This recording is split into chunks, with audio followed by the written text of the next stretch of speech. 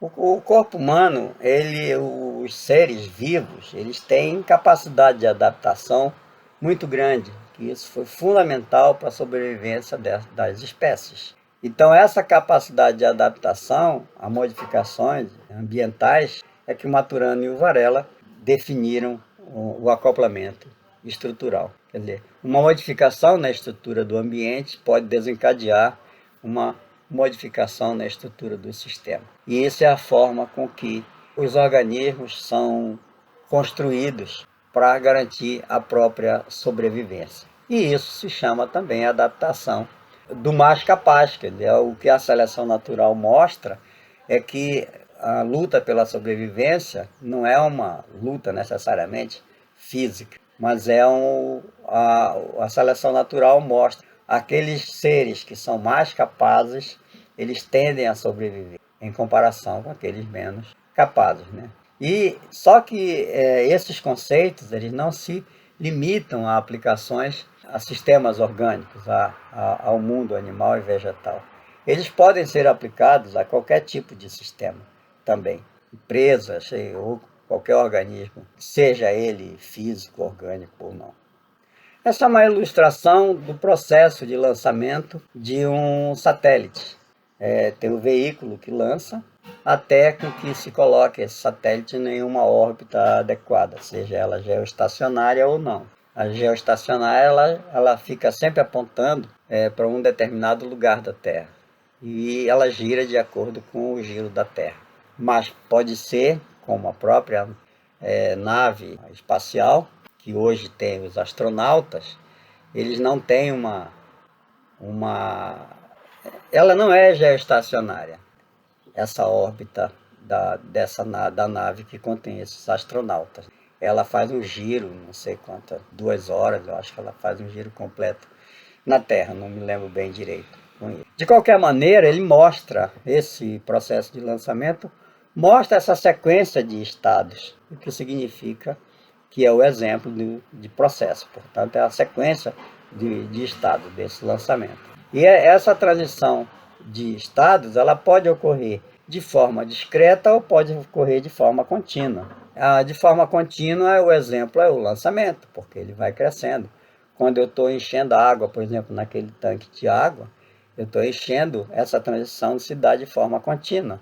Mas eu posso ter um sistema que a transição do estado é feita de forma discreta. Por exemplo, eu tenho uma poupança e a cada 10 dias eu coloco mais um valor naquela poupança. Então ele passa imediatamente de um valor, sei lá, de 10, por exemplo, para 12. Então essa transição ela não aconteceu de forma contínua, ela aconteceu de forma discreta. Portanto, a transição de estado, ou no processo de transição de estado, ela pode ser feita, essa transição, de forma discreta ou forma contínua. Há também vários tipos de processos. Aqui vamos ver alguns só. Por exemplo, os processos que acontecem uma única vez, eles são chamados, essa sequência que ocorre, chamados processos históricos, porque eles são irreversíveis. O processo histórico é um processo irreversível, você não consegue devolver aquele estado inicial. Qualquer processo histórico é um processo irreversível também. Ele, portanto, só ocorre uma vez. Outro exemplo é quando alguém pula de paraquedas, né? O exemplo mais pândego, né, que se pode dizer, mas é um processo que você não pode devolver o paraquedista para o avião de volta, né? O processo histórico é similar. Ele aconteceu, ele é irreversível, você não pode mais mexer nele. Ele aconteceu já. Exemplo também, a vida de um mamífero e a vida de uma empresa também. Vida entre aspas, porque a vida do mamífero é vida mesmo. A vida de uma empresa é vida entre aspas, né? Não é o conceito biológico de vida. Mas, de qualquer maneira, é um processo histórico, você não pode reverter mais. Por outro lado, há processos que são repetitivos. Esses processos são chamados processos periódicos. Eu coloquei como exemplo o pisca-pisca, por exemplo, do indicador de direção de um veículo. Ele é um processo periódico, ele fica acendendo e apagando a luz. ele fica se repetindo. Então é um processo periódico. Qualquer processo que se repita, igualmente é chamado de processo periódico. Já um processo com alguma característica de aleatoriedade é chamada de processo estocástico. Você, por exemplo, está em um jardim, você chuta a bola atinge determinadas posições, e se você vai repetir esse processo, ele não acontece da mesma maneira. Ela vai correr, mas por lugares diferentes.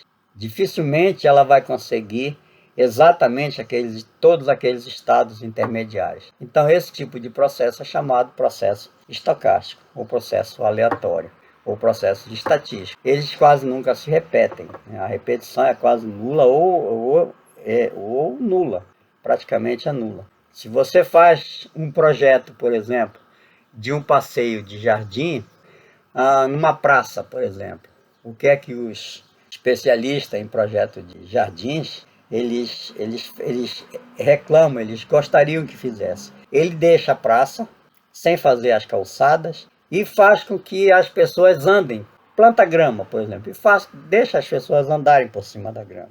Aqueles lugares onde mais a grama está morrendo são aqueles lugares mais usados pelas pessoas para caminhar naquela praça. Então, os paisagistas, o que eles fazem?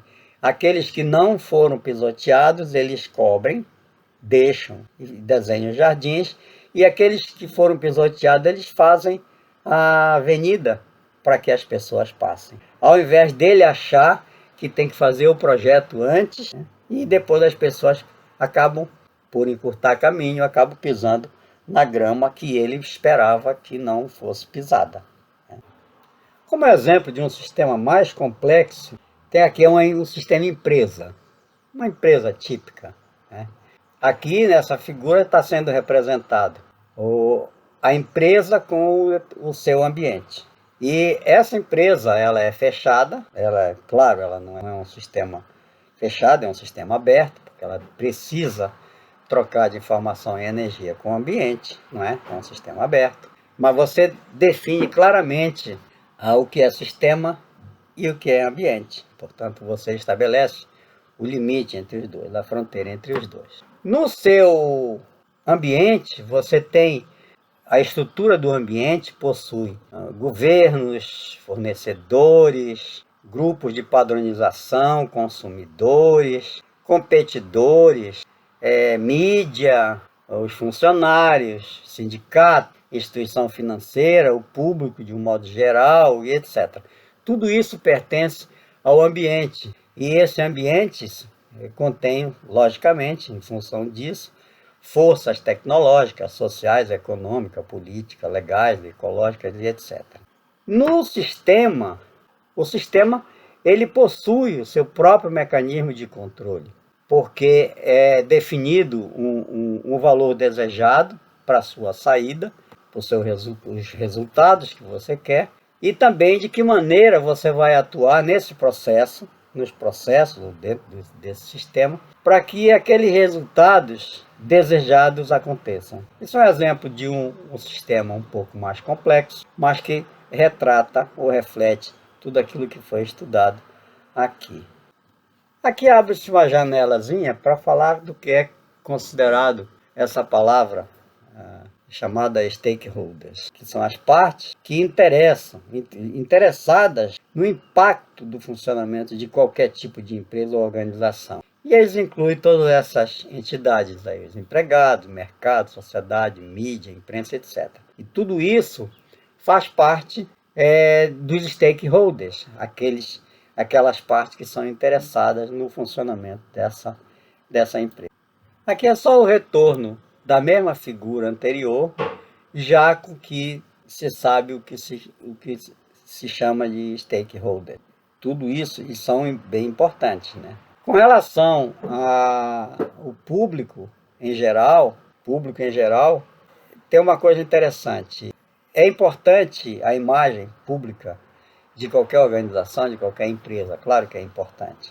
Eu lembro que, em uma determinada ocasião, a Nike usava mão de obra escrava infantil na Ásia, se eu não estou enganado. Aí uma associação de donas de casa nos Estados Unidos fez essa denúncia pública nos Estados Unidos. O valor da bolsa da Nike na bolsa de Nova York caiu vertiginosamente.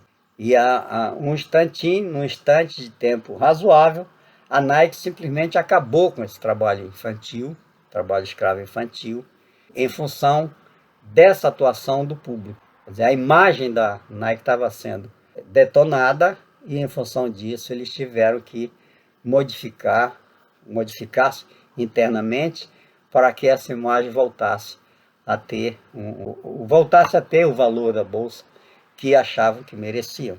Ou seja, não é que a Nike seja alguma coisa razoável, não, mas doeu no bolso. Então, a força ecológica, a força do público, ela é muito grande para qualquer instituição, para qualquer organização.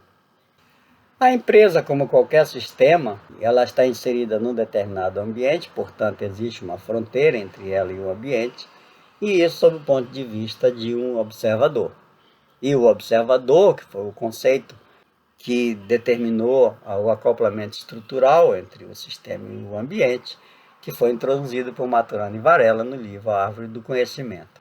Tanto o ser vivo quanto a empresa, eles nascem com uma determinada estrutura inicial. E essa estrutura inicial, ela deve determinar o comportamento para a vida toda.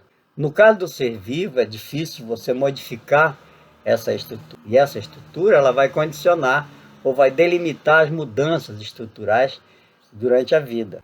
É claro que você pode colocar pode fazer um transplante de coração, pode colocar um marca-passo, você pode modificar essa estrutura, mas ela condiciona, ela delimita muita mudança no ser vivo.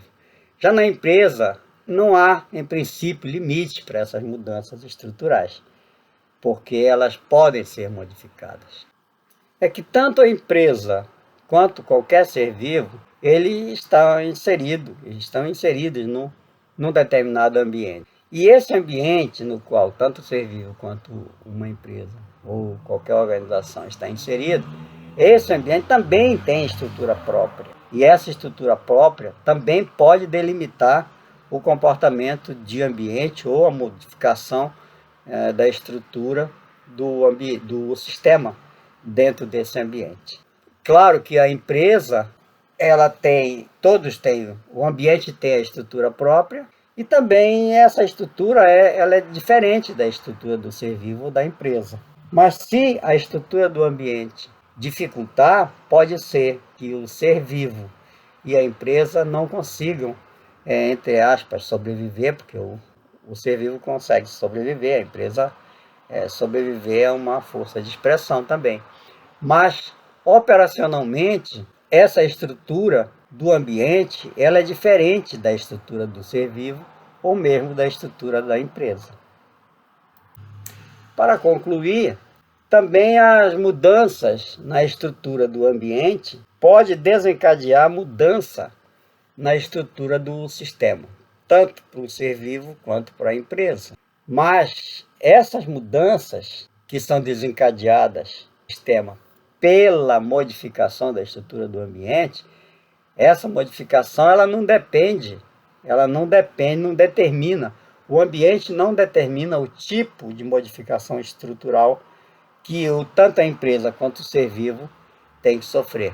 Quem tem que resolver essa modificação na estrutura do sistema é a própria estrutura do sistema. Se é possível, da estrutura inicial dela, se é possível fazer modificação para que ela consiga se adaptar ao ambiente.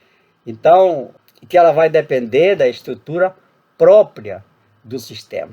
As modificações, tipo de mudança que vai ter na estrutura do sistema, depende da própria estrutura interna do sistema. No caso aí eu citei a ação docente e o comportamento discente. Quer dizer, o professor ele tenta ensinar um conceito, mas ele vai provocar, ele pode desencadear modificações no pensamento ou na concepção daquele conceito na cabeça do estudante, do discente, mas ele não pode determinar que tipo de modificação. Vai depender da história de vida de cada discente também. Então depende da estrutura interna.